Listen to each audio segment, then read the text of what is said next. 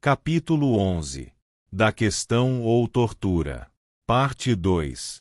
O segundo motivo, pelo qual se submete à questão um homem que se supõe culpado, é a esperança de esclarecer as contradições em que ele caiu nos interrogatórios que o fizeram sofrer. Mas o medo do suplício, a incerteza do julgamento que vai ser pronunciado, a solenidade dos processos, a majestade do juiz, a própria ignorância, igualmente comum à maior parte dos acusados inocentes ou culpados, são outras tantas razões para fazer cair em contradição, não só a inocência que treme como o crime que procura ocultar-se. Poder-se-ia crer que as contradições, tão ordinárias no homem, ainda mesmo quando este tem o espírito tranquilo, não se multiplicarão nesses momentos de perturbação, nos quais a ideia de escapar a um perigo iminente absorve toda a alma.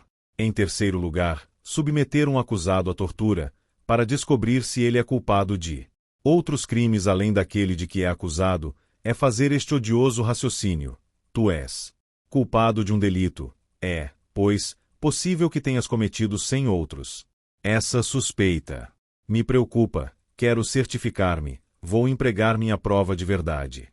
As leis te farão sofrer pelos crimes que cometeste, pelos que poderias cometer e por aqueles dos quais eu quero considerar-te culpado. Aplica-se igualmente a questão a um acusado para descobrir os seus cúmplices. Mas, se está provado que a tortura não é nada menos do que um meio certo de descobrir a verdade, como fará ela conhecer os cúmplices, quando esse conhecimento é uma das verdades que se procuram? É certo que aquele que se acusa a si mesmo mais facilmente acusará a outrem. Além disso, será justo atormentar um homem pelos crimes de outro homem? Não. Podem descobrir-se os cúmplices pelos interrogatórios do acusado e das testemunhas, pelo exame das provas e do corpo de delito, em suma, por todos os meios empregados. Para constatar o delito, os cúmplices fogem quase sempre, logo que o companheiro é preso. Só a incerteza da sorte que os espera condena-os ao exílio e livra a sociedade dos novos atentados que poderia recear deles, ao passo que o suplício do culpado que ela tem nas mãos amedronta os outros homens e os desvia do crime, sendo esse o único fim dos castigos. A pretensa necessidade de purgar a infâmia é ainda um dos absurdos motivos do uso das torturas. Um homem declarado infame pelas leis se torna puro porque confessa o crime.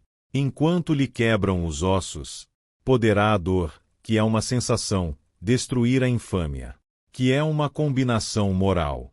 Será a tortura um cadinho e a infâmia um corpo misto, que deponha nele tudo o que tem de impuro. Em verdade, abusos tão ridículos não deveriam ser tolerados no século XVIII. A infâmia não é um sentimento sujeito às leis ou regulado pela razão. É obra exclusiva da opinião. Ora, como a tortura torna infame aquele que a sofre, é absurdo que se queira lavar desse modo a infâmia com a própria infâmia. Não é difícil remontar a origem dessa lei estranha, porque os absurdos adotados por uma nação inteira se apoiam sempre em outras ideias estabelecidas e respeitadas nessa mesma nação. O uso de purgar a infâmia pela tortura parece ter sua fonte nas práticas da religião, que tanta influência exerce sobre o espírito dos homens de todos os países e de todos os tempos. A fé nos ensina que as nódoas contraídas pela fraqueza humana, quando não mereceram a cólera eterna do Ser Supremo, são purificadas em outro mundo, por um fogo incompreensível. Ora, a infâmia é uma nódoa civil, e, uma vez que a dor e o fogo do purgatório apagam as manchas espirituais, porque os tormentos da questão não tirariam a nódoa civil da infâmia. Creio que se pode dar uma origem mais ou menos semelhante ao uso que observam certos tribunais de exigir as confissões do culpado como essenciais para sua condenação.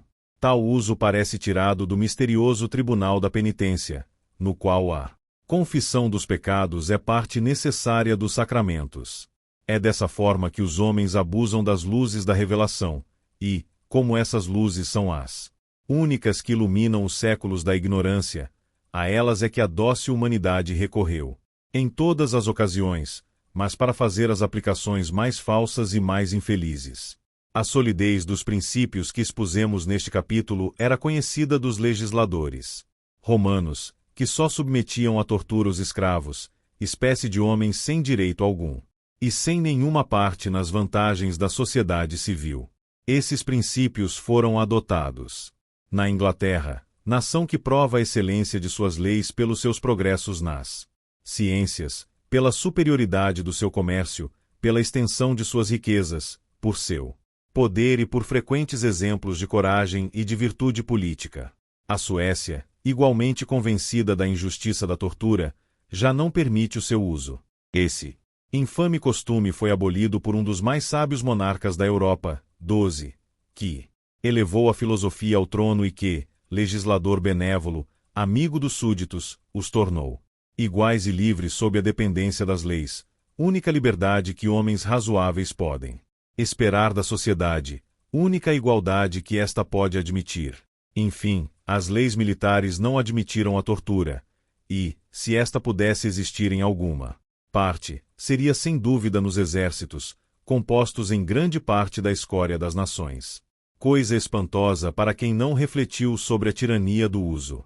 São homens endurecidos nos morticínios e familiarizados com o sangue que dão aos legisladores de um povo em paz o exemplo de julgar os homens com mais humanidade.